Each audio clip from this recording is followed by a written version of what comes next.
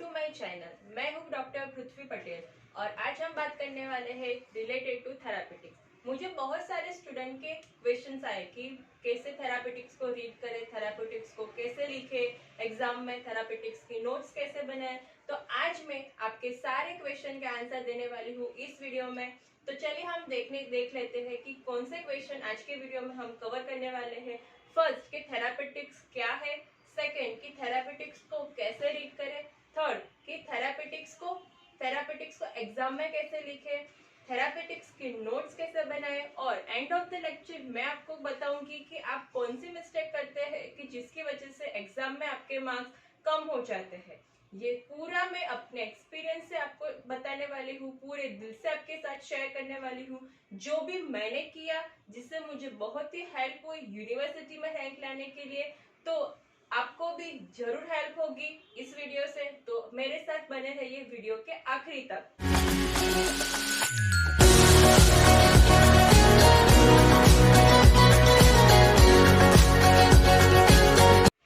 तो फर्स्ट हम देखते हैं फर्स्ट क्वेश्चन की थेरापेटिक्स क्या है। तो जिस तरह से हम मटीरिया मेडिका में एक ड्रग देखते हैं और वो कौन सी डिजीज कंडीशन में काम आती है वो पढ़ते हैं, मीन्स ड्रग और group of the disease condition की जिसमें हम वो ड्रग यूज कर सकते हैं। बट थेरापेटिक्स में पूरा उल्टा है। थेरापेटिक्स में हम पढ़ते हैं डिजीज कंडीशन और उसकी ग्रुप ऑफ द रेमेडी कि उस डिजीज कंडीशन में कौन सी दवाई हमको देनी चाहिए।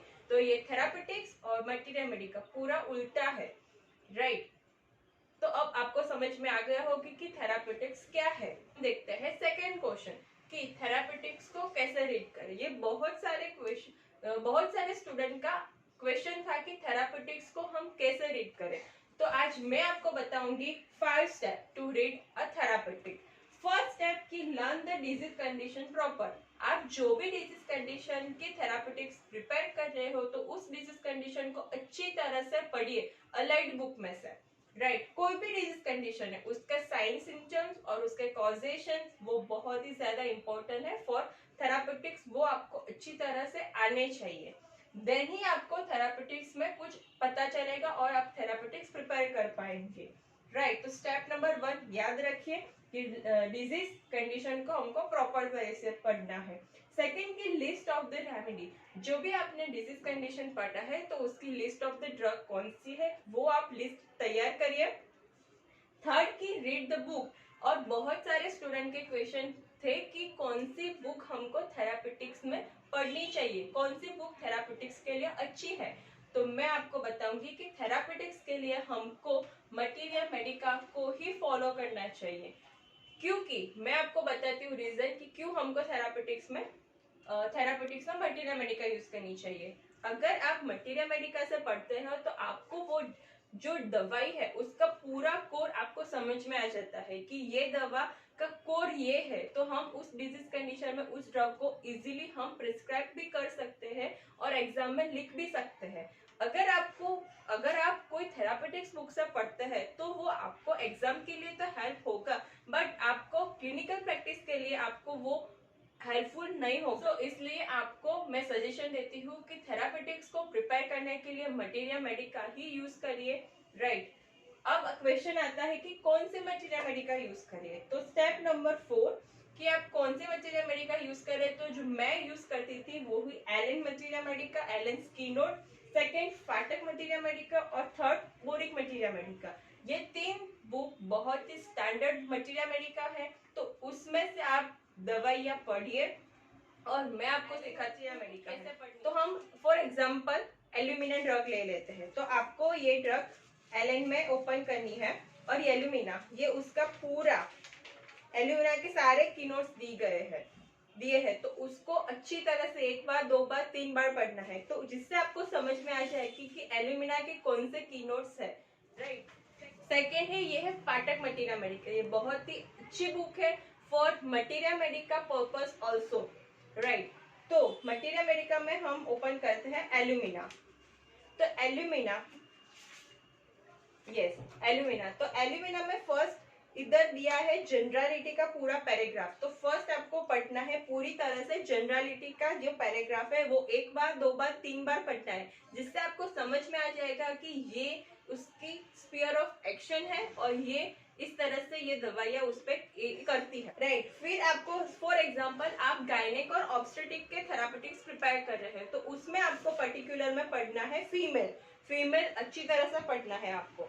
फिर अगर आप सर्जरी थेरापेटिक्स की कोई डिजीज कंडीशन ले रहे हैं, फॉर एग्जांपल एब्सिस, तो आपको पर्टिकुलर स्किन में पढ़ना है। तो अकॉर्डिंग टू डिजीज कंडीशन आपको पर्टिकुलर पढ़ना है, राइट।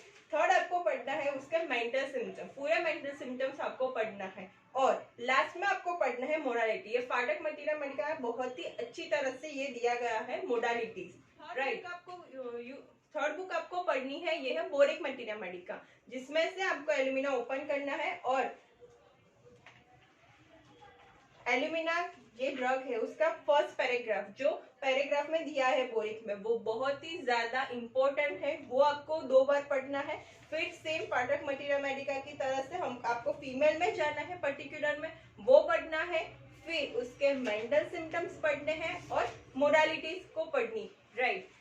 तो आपको इस तरह से एक दवा आपको 3 मटीरिया मेडिका में से रीड करनी है। एलन स्किनर जो आपको पूरी पढ़नी है, बोरिक मटीरिया मेडिका और फाटक मटीरिया मेडिका पढ़नी है। उसके लिए मैंने आपको एक न्यूमोनिक आपको बताती हूँ, GPMM। What do you mean by G? तो जी मीन्स जनरलिटी, जो आपको फाटक और बोरिक में फर्स्ट पैराग्राफ दिया है वो आपको पढ़ना है। देन आपको पढ़ना है पर्टिकुलर, जिस भी डिजीज कंडीशन का आप थेरापेटिक्स प्रिपेयर कर रहे हैं। फिर आपको पढ़ना है उसके मेंटल सिम्टम्स और लास्ट में आपको पढ़नी है मोडालिटी। तो ये याद रखिए GPMM, इस तरह से आपको पढ़ना है, राइट। और लास्ट स्टेप है कंपैरिजन ऑफ द रेमेडी। तो ये मैं आपको लास्ट में बताऊंगी कि आपको कंपैरिजन ऑफ द मेडिसिन कैसे करनी है और वो कितनी ज्यादा इम्पोर्टेंट है। अब हम चलते हैं नेक्स्ट क्वेश्चन पे कि थेरापेटिक्स की नोट्स कैसे बनाएंगे। ये बहुत ही ज्यादा सारे स्टूडेंट का डाउट है कि थेरापेटिक्स में नोट्स को कैसे प्रिपेयर करें। तो आपको मैंने बताया कि रीड कैसे किया। तो हम एक टॉपिक ले लेते हैं लुकोरिया। तो एग्जाम्पल से मैं आपको बताऊं कि हमको नोट्स कैसे प्रिपेयर करनी है। तो फॉर एग्जाम्पल लुकोरिया, तो लुकोरिया में मैंने आपको बताया फर्स्ट स्टेप कि आपको डिजीज कंडीशन बहुत ही ज्यादा अच्छी तरह से पढ़नी है। तो यहाँ मैंने लिखा है डेफिनेशन, ये मेरी नोट्स है जिससे मैंने प्रिपेयर किया है, और आपको ये नोट्स की लिंक मैंने डिस्क्रिप्शन बॉक्स में दी है। अगर आपको डाउनलोड करना है तो उस लिंक पे क्लिक कीजिए और आप वहां से मेरी नोट्स को डाउनलोड कर सकते हैं, जिससे आपको आइडिया होगा कि जिससे आपको आइडिया आएगा कि नोट्स को कैसे प्रिपेयर करना चाहिए, राइट। ये मैंने आपके एग्जाम्पल के लिए ही दिया है। तो फर्स्ट है डेफिनेशन। तो डेफिनेशन है it defined as a excessive normal vaginal discharges. Leukorrhea is a non-purulent, non-offensive, non-irritant, non-bloody and stain the undergarment. This is the definition of leukorrhea. फिर हमको पढ़ना है कि इटियोलॉजी के लुकोरिया के कौन से कॉज है।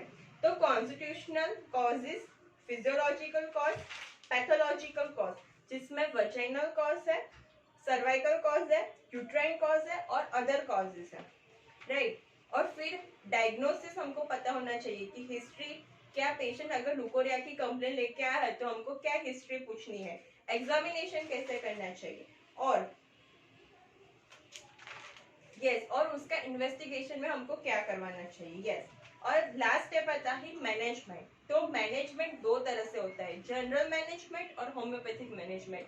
तो आपको जनरल मैनेजमेंट पता होना चाहिए, जो भी डिजीज कंडीशन के आप थेरापेटिक्स लिख रहे हैं, राइट।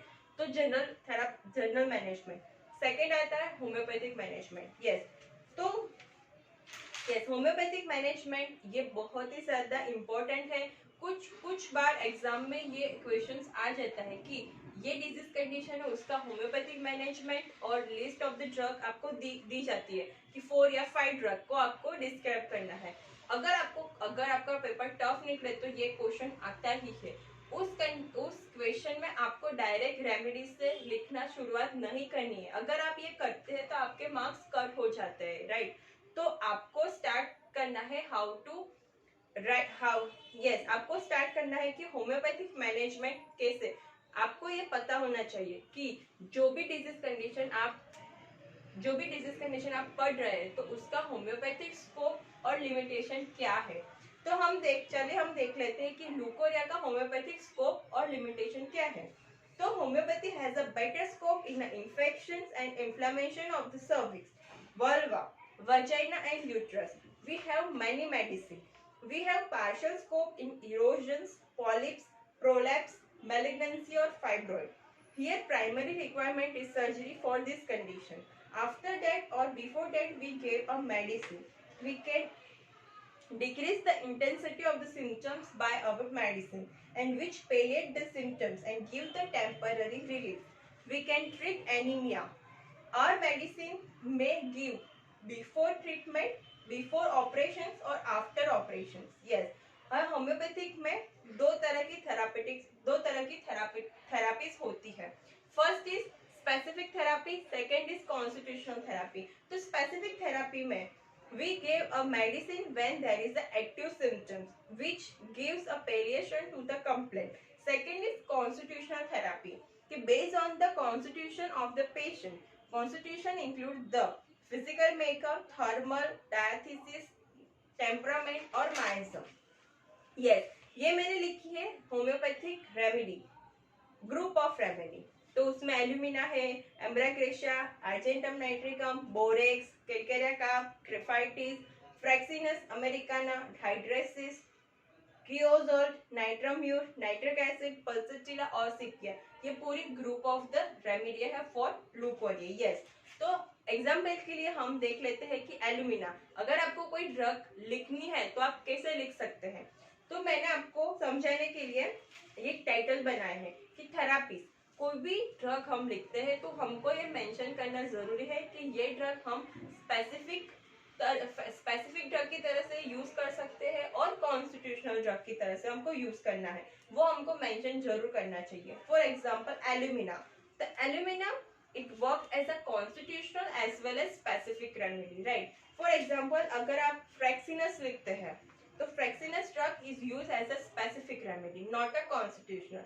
अगर आप कॉन्स्टिट्यूशनल रेमेडी लिखते हैं तो उसका कॉन्स्टिट्यूशन मेंशन करना बहुत ही ज्यादा जरूरी है. अगर आप स्पेसिफिक रेमेडी लिखते हैं तो उसमें कॉन्स्टिट्यूशन मेंशन नहीं करना है, राइट. उसमें डायरेक्ट पर्टिकुलर सिम्टम्स और मोडालिटी ही लिखनी है, राइट. यस, तो हम देखते हैं कि एल्यूमिना की कॉज कवर बाय, ये बहुत ही ज्यादा इंपॉर्टेंट है कि ये दवा है तो कौन से कॉज कवर करती है. फॉर एग्जाम्पल फ्रैक्सिनस है तो वो प्रोलैप्स ऑफ यूट्रस की वजह से जो लुकोरिया होता है तो उस डिजीज कंडीशन में काम आती है, तो वो कॉज फ्रैक्सिनस कवर करती है. उसी तरह से एल्यूमिना इन्फेक्टिव और इंफ्लेमेटरी कॉज कवर करती है और as well as anaemia. Anaemia is one of the cause of leucorrhoea. So yes, alumina. तो एल्यूमिना का लुकोरिया का कैरेक्टर कैसा होगा, तो वो होगा profuse, acrid, putrid or virulent. It is too profuse that running down up to the hill. Thick in consistency, soreness, burning, irritation due to the acidity. Aggravation during the daytime and discharge is ameliorated by washing part with the cold water. Yes. अगर आप gynaec और obs के therapeutics लिखते हैं तो उसमें menses लिखना बहुत ही ज्यादा जरूरी है. तो एल्यूमिना का मेंसिस बहुत ही ज्यादा पिक्यूलर है कि टू अर्ली, स्कैंटी, पेल और prostatic. After the menses patient is so much so exhausted mentally और physically, scarcely able to speak. It make the woman and merely tired and takes until next period to get a strength. Yes, अब आपको लिखना है constitution. Alumina का patient का constitution कैसा होगा. The alumina का patient is a spare, dry, thin, having a dark complexion, diminished animal vital heat, psoramism होगा, ड्राइनेस ऑफ द स्किन होगी, क्रॉनिक कॉन्स्टिपेशन होगा, stool is so much so dry, hypochondriac temperament होगा, scrofulous diathesis होगा. Yes, अब हमको लिखना है उसके mental symptoms.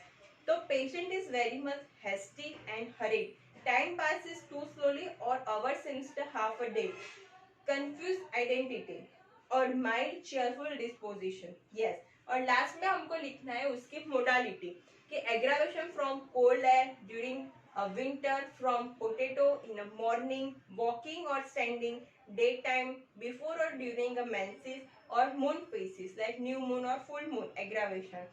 Yes, amelioration by warm drink, rest, open air और in summer winter. राइट. तो आपको पता चला कि नोट्स को कैसे प्रिपेयर करते हैं. और एक बात हमेशा याद रखिए कि जो फॉर एग्जांपल मैं एल्यूमिना मैंने लिखा है, तो उसमें उसका पिक्यूआर सिम्टम्स को हमको मेंशन करना जरूरी है। कौन सा पिक्यूआर की leucorrhoea is aggravated in the day time, leucorrhoea is emulated by washing a cold water, or leukorrhea is so much so profuse that running down to the hill, right? ये PQR symptoms है। Exam में पता है ज्यादातर student क्या करते हैं कि लुकोरिया का क्वेश्चन पूछा है, एल्यूमिना ड्रग पूछिए, तो वो लिखते हैं प्रोफ्यूज है, प्यूरुलेंट है, प्यूट्रिड है, ऑफेंसिव है, इरिटेंट है, इतना लिखते हैं और कुछ नहीं लिखते। इसकी वजह से उसके मार्क्स बहुत ही ज्यादा कट हो जाते हैं और कम हो जाते हैं। अगर आप ये लिखते हैं कि लुकोरिया के जो पिक्यूआर सिम्टम्स है, जो मैंने आपको बताया कि aggravated in day time, ameliorated by cold water और so much of profuse that running down to the hill, examiner को ये चाहिए कि ये आपने एल्यूमिना लिखी है, तो आप उसको रीड करने से आपको पता चले कि नहीं, ये स्टूडेंट को अच्छी तरह से एल्यूमिना आती है, राइट। ऐसे आप लिखोगे तो एग्जाम में आपके मार्क्स डेफिनेटली ही ज्यादा आएंगे, राइट। ये स्टूडेंट्स नहीं करते थेरापेटिक्स में, इसलिए थेरापेटिक में इस स्टूडेंट को बहुत ही ज्यादा कम मार्क्स मिलते हैं। तो आई होप कि आप ये मिस्टेक ना करिए, राइट। उसका पिक्यूलर जो सिम्टम्स है उसको मेंशन करें, राइट। एक बात कि एग्जाम में आपको जो भी पिक्यूलर सिम्टम्स आपने लिखा है उसको अंडरलाइन जरूर करिए, जिससे एग्जामिनर को पता चले कि आपने ये सिम्टम्स लिखे हैं। और आप गायनेक और ऑक्स के थेरापेटिक्स लिख रहे हैं तो उसमें मेंसिस का जरूर मेंशन करना चाहिए, और हमको टाइटल बना के लिखना है कि ये लुकोरिया का कैरेक्टर है, मेंसिस है, मेंटल है, कॉन्स्टिट्यूशन है और मोडालिटी, ऐसा पूरा टाइटल बना के लिखिए, राइट। जिससे एग्जामिनर को पेपर चेक करने में बहुत ज्यादा इजी होगा और उसको पता चलेगा कि आपने ये सारे सिम्टम्स लिखे हैं, तो आपको डेफिनेटली ज्यादा मार्क्स मिलेंगे, राइट। और बहुत सारे स्टूडेंट के ये भी क्वेश्चन होते हैं कि हम कंपेयर कैसे करें। ये बहुत ही ज्यादा कॉमन क्वेश्चन है जो वाइवा में आपसे पूछा जाता है। अगर 5 स्टूडेंट्स बैठे हैं तो एक स्टूडेंट को पूछते हैं कि एल्यूमिना का लुकोरिया बताइए, दूसरे स्टूडेंट को पूछते हैं कि आप बोरेक्स का लुकोरिया बताइए, तीसरे स्टूडेंट को पूछते हैं कि आप क्रियोसोट का लुकोरिया बताइए, राइट, और आप एम्ब्रागेशिया का लुकोरिया बताइए। बहुत ज्यादा कॉमन क्वेश्चन है। और अगर आप अच्छे आंसर देते हैं तो आपको ये भी पूछा जाता है कि ये हेमेरी का कंपैरिजन करिए लुकोरिया में। तो मैं आपको बताऊं कि किस तरह से आंसर देने चाहिए उस ऐसे क्वेश्चन में। तो फॉर एग्जांपल आपको पूछा एल्यूमिना का लुकोरिया, तो मैंने आपको बताया कि जो पिक्यूआर सिम्टम्स है, aggravated in day time, ameliorated by cold water और running down to the hill, इतने पिक्यूआर सिम्टम्स आपने बोले तो आपको मार्क्स अच्छे ही मिलने वाले हैं, राइट। अगर आपको फॉर एग्जांपल एम्ब्रागेशिया का लुकोरिया पूछा, तो एम्ब्रागेशिया का लुकोरिया कैसा है, ठीक है, ब्लूइश है, एग्रावेटेड एट नाइट है, इतना बोलना है और एग्जामिनर को पता चल जाएगी कि आपने एम्ब्रागेशिया अच्छी तरह से पढ़ा है। तो आपको समझ में आ गया कि किस तरह से एग्जाम में लिखना है और वाइवा में आपको क्वेश्चन के आंसर देने हैं। और फ्रेंड्स, आपको ये वीडियो बहुत ही अच्छा लगा होगा, आपके सारे क्वेश्चन रिलेटेड टू थेरापेटिक्स वो क्लियर हो गए होंगे। अभी भी आपको कोई डाउट है रिगार्डिंग थेरापेटिक्स तो आप कमेंट बॉक्स में जरूर लिखिएगा, मैं उसका आंसर आपको जरूर दूंगी। आपको अगर ये वीडियो अच्छा लगा है तो उसको लाइक करिए, अपने फ्रेंड्स के साथ शेयर करिए, जिससे भी थेरापेटिक्स का डाउट है उसके साथ शेयर करिए, सब्सक्राइब करिए इस चैनल को, क्योंकि इस चैनल में आपको रिलेटेड टू मटीरियल मेडिका और क्लिनिकल टिप्स के रिगार्डिंग आपको वीडियोस मिलते रहेंगे। और तब तक के लिए रहे safe with homeopathy. Thank you.